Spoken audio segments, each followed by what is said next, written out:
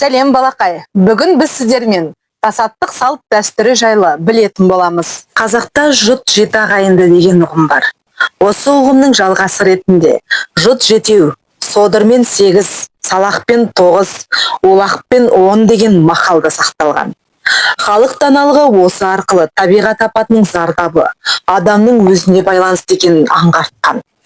Ертеде мұндай жағдайлардан қазақтар әртүрлі жолмен сақтануға тырысқан. Қуаңшылық кезінде жұрт жиылып, орындайтын тасаттық рәсімі де соның бір мысалы. Тасаттықта көпшілік жиылып, құрбандық шалады. Артынша Құран оқылып, Құдайдан жаңбыр жауын тілейді. Жиналған қауым діни рәсімдерді атқарғаннан кейін соңын сауыққа айналдырады.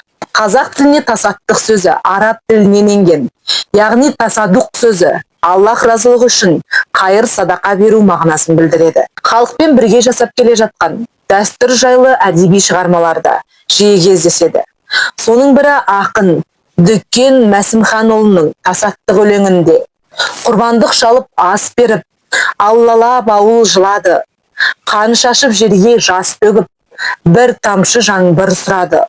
Лапылдап өрттен жалында жоқ екен құлдың ешемі, түс қия төкті ауылға Алланың рахым нөсері делінген.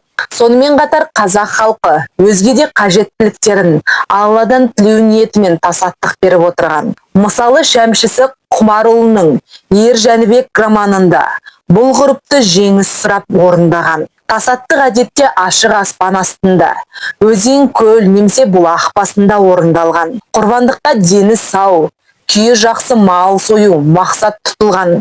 Қазақстанның кей аймағында сойылған малдың қаны суға ағызылады. Бұл жаңбырдың жауына себеп болады деген наныммен туған еді. Тасаттық кезінде истиха намазы оқылады. Имам Құран аяттарын оқып, жамағатпен бірге дұға тілейді. Ғұрыптың дәл осы сипаты қазақтарда ғана емес, орталық Азия халықтарының көпшілігінде әлі күнге дейін көрініс тауып келеді. Әдетте тасаттық мұсылмандар үшін қасиетті күн жұмада орындалған.